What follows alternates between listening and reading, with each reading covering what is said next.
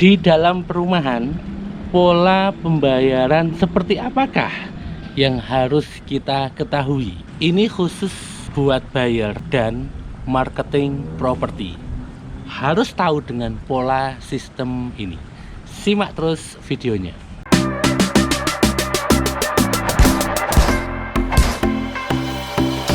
Selamat datang di channel Catatan Kaki Adib. Oh ya, saya akan menjawab sebuah pertanyaan dari beberapa teman atau subscriber ya yang sempat tanya, dan saya juga menjawab tentang bagaimana sih sistem pembayaran kalau beli rumah di perumahan, khususnya itu adalah rumah yang siap bangun. Sebagai contoh, ada di belakang saya. Ini adalah perumahan Ahnaf Regency. Nah, ini infonya, info call marketing di situ ya. Jadi kalau di perumahan Ahnaf Regency itu tipenya tipe 128 meter persegi, tanahnya ada yang 146, 147, ada 141. Wih, sistemnya enak loh di tempat kita. Nah, yang akan saya bahas di sini adalah sistem pembayaran. Bagaimana pola pembayaran untuk pembelian rumah di perumahan yang sistem siap bangun. Yang pertama yaitu kita harus mengerti bahwa berapa nilai tanda jadi. Itu yang pertama. Yang kedua, kapan kita harus membayar 30% atau DP-nya ya. Membayar DP. DP bisa 30%, DP bisa 25%, tergantung kita mau sistem cash atau mau KPR atau mau cash tahap. Ketika sudah DP 30%, kita juga harus memahami tentang isi dari PPJB. Kita harus detail mengetahui tentang isi dari PPJB tersebut.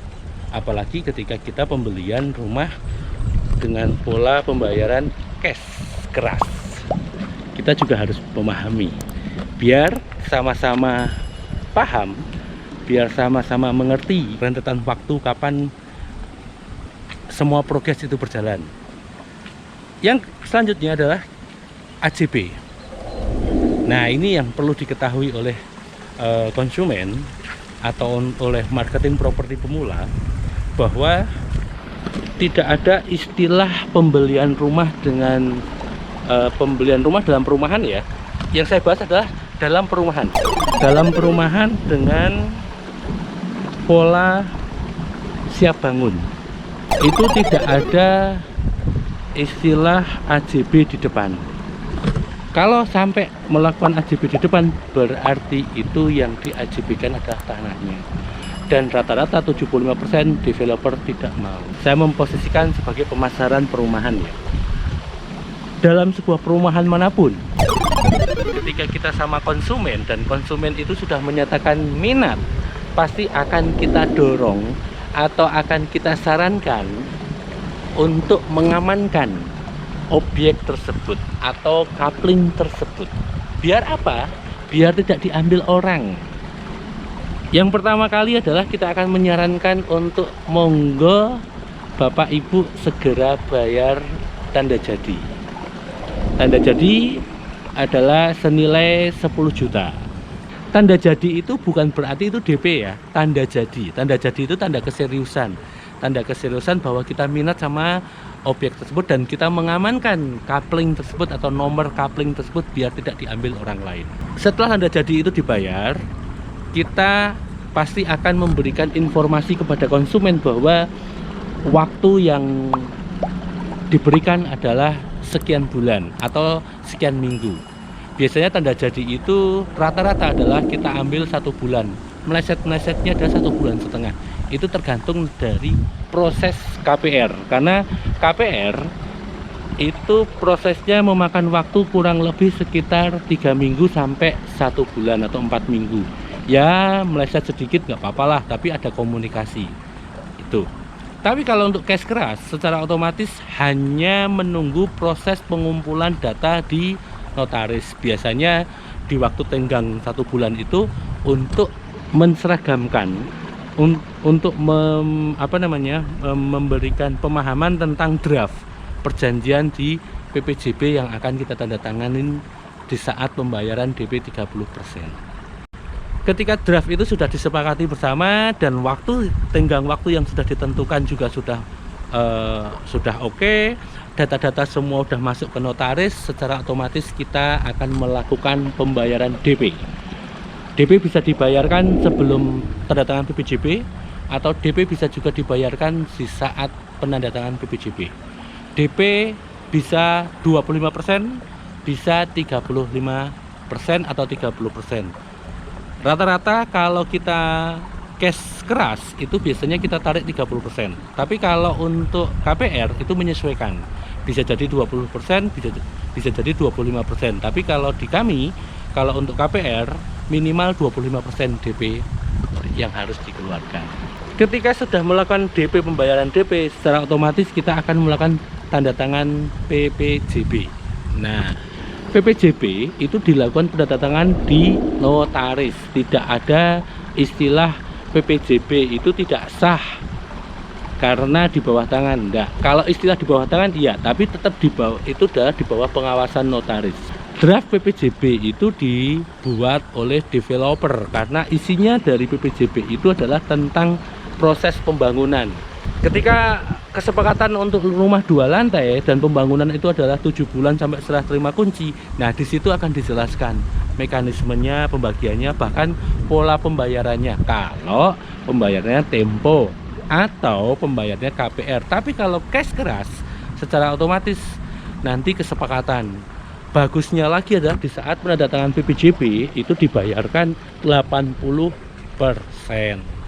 Jadi sisanya yang 20% bisa dibayarkan di saat finishing, kurang sebentar lagi selesai dan AJP baru dilunasin. Ketika sudah proses DP itu sudah jalan, semua DP sudah, ini sudah, dan progres semua jalan, apalagi yang belum, kita nunggu pembangunan, proses pembangunan sampai selesai. Biasanya kalau progres pembangunan kurang 10% atau pekerjaan kurang sedikit, itu sudah otomatis kita akan memberikan informasi kepada konsumen bahwa pembangunan sudah mau selesai, monggo kita mau kapan mau melakukan AJP, tanda tangan AJP. Atau AJP bisa kita lakukan di saat serah terima kunci. Nah, genap 7 bulan kita selesai, udah serah terima kunci, sembari kita AJP di depan notaris.